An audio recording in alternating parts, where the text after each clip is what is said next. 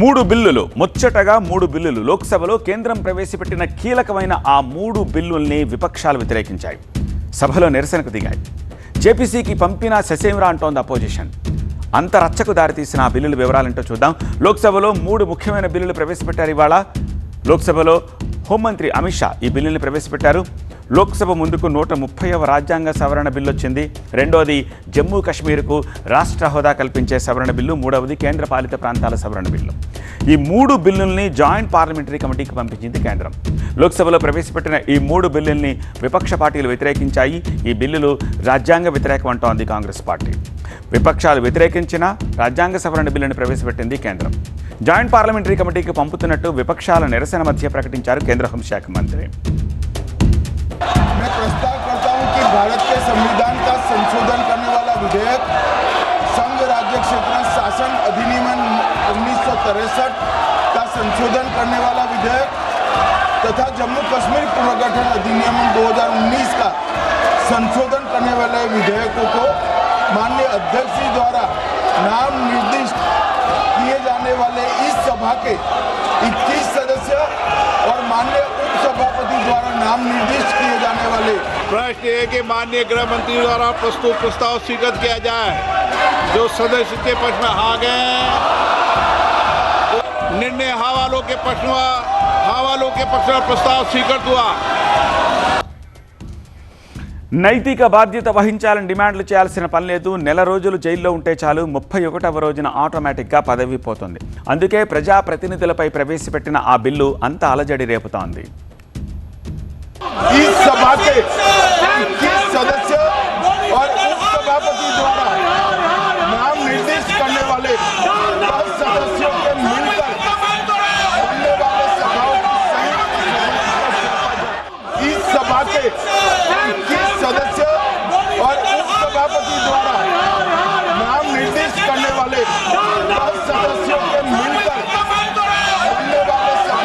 संयुक्त।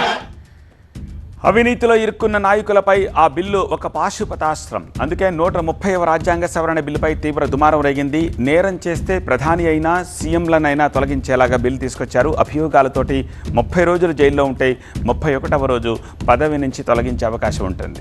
5 ఏళ్లు అంతకు మించి పైగా శిక్ష పడే అభియోగాలున్న నేతలకు ఉద్వాసన పలకబోతున్నారు. కేంద్ర రాష్ట్ర ప్రభుత్వాల్లో మంత్రులు కూడా ఈ చట్టం వర్తిస్తుంది. వారంతటి వారు రాజీనామా చేయకుంటే ఈ బిల్లుతో పదవుల నుంచి తొలగించేందుకు అవకాశం దొరుకుతుంది. గతంలో అరెస్ట్ అయినా జైళ్లలో ఉన్న పదవుల నుంచి తప్పుకోలేదు కొందరు నేతలు. అయితే కేంద్రం తన స్వార్థం కోసమే రాజ్యాంగ సవరణ చేస్తోందంటున్నాయి విపక్షాలు. ఈ చట్టాన్ని అడ్డుపెట్టుకుని విపక్ష పాలిత రాష్ట్రాల సీఎంలను అరెస్ట్ చేసే అవకాశం ఉందంటోంది కాంగ్రెస్ పార్టీ. తీవ్ర దుమారం రేపుతోన్న 130వ రాజ్యాంగ సవరణ బిల్లును కేంద్రం జేపీసీకి పంపించింది. 130వ రాజ్యాంగ సవరణ బిల్లుని విపక్షాలు తీవ్రంగా వ్యతిరేకిస్తున్నాయి. విపక్ష నేతలపై కక్ష సాధించేందుకు కేంద్రం ఈ బిల్లు తెచ్చిందంటున్నాయి విపక్షాలు.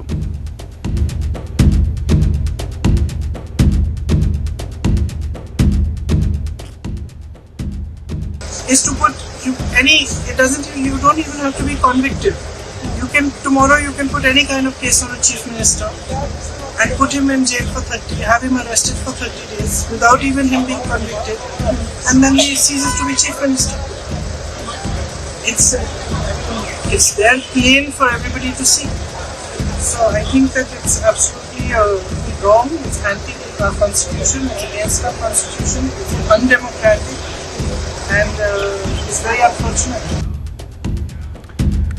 దేశాన్ని బీజేపీ పోలీసు రాజ్యంగా మార్చేస్తోందని తీవ్ర ఆరోపణలు చేశారు ఎంఐఎం అధినేత అసదుద్దీన్ ఓవైసీ. हमारे देश में एसआई से लेकर इंस्पेक्टर से लेकर एसीपी बोलिए, डीवाईएसपी बोलिए, डीसीपी बोलिए, एडिशनल सीपी, डीजीपी तक कौन बनाता है इनको? रूलिंग पार्टी बनाती है। आईटी के ऑफिसर कौन बनाता है? ईडी के सीबीआई को रूलिंग पार्टी बनाती है। आप बताइए फिर कहाँ इंडिपेंडेंस रहेगा इन लोगों का? कैबिनेट के 6-7 लोगों को केस लगाइए, 30 दिन डालिए अंदर जेल में, गवर्नमेंट गिर गई उनकी। ये असल मकसद वो है, ये अनकॉन्स्टिट्यूशनल। अच्छा, उस बिल में ये भी है कि प्राइम मिनिस्टर को कौन अरेस्ट करेगा? प्राइम मिनिस्टर को बताइए। ड्यू प्रोसेस के लिए बल्कि भारत को एक पुलिस स्टेट बनाने का काम बीजेपी सरकार करना चाहती है इन तीनों बिलों के जरिए, जिसकी हम पुरजोर इसकी मुखालिफत करेंगे और ये अनकॉन्स्टिट्यूशनल है। ये కేంద్రానికి నిజంగానే అంత చిత్తశుద్ధి ఉంటే లోక్పాల్ని ఎందుకు నిర్వీర్యం చేసిందని ప్రశ్నిస్తున్నాయి విపక్షాలు. इस सभा के 21 सदस्य और उपसभापति द्वारा नाम निर्दिष्ट करने वाले 10 सदस्यों के मिलकर बनने वाले सभाओं की संयुक्त ये डबल स्टैंडर्ड है, ये सिर्फ डाइवर्ट करने के लिए है. प्राइम मिनिस्टर का लोकपाल है, लोकपाल लेके आए थे. अन्ना हजारे का आंदोलन के बाद डॉक्टर मनमोहन सिंह सरकार ने इसी पार्लियामेंट में लोकपाल लेके आए थे. उस लोकपाल का कुर्सी टेबल नहीं दिया, उसका सारे दांत निकाल दिया अभी मोदी सरकार ने. वो कुछ काम का नहीं है. अभी लोकपाल ऐसे ही पड़े हैं. तो लोकपाल के पास टेबल चेयर भी नहीं है, क्लर्क भी नहीं है. पेंसिल पेन ले लेके भी दूसरों से किराए में लेके बात कर रहे हैं. उस लोकपाल का तो दाद दे दो पहले. ये इतना बड़ा ईमानदारी का बात कर रहे हैं, वो पहले लोकपाल का तो जिंदा कर दो. రాజ్యాంగ సవరణ బిల్లుని కాంగ్రెస్తో అంటీ ముట్టనట్లుగా ఆ పార్టీ ఎంపీ శశి థరూర్ స్వాగతించారు. It seems reasonable that anyone who does anything wrong should be liable to punishment and should not be holding a high constitutional office or a political office. I think that makes sense. इस सभा के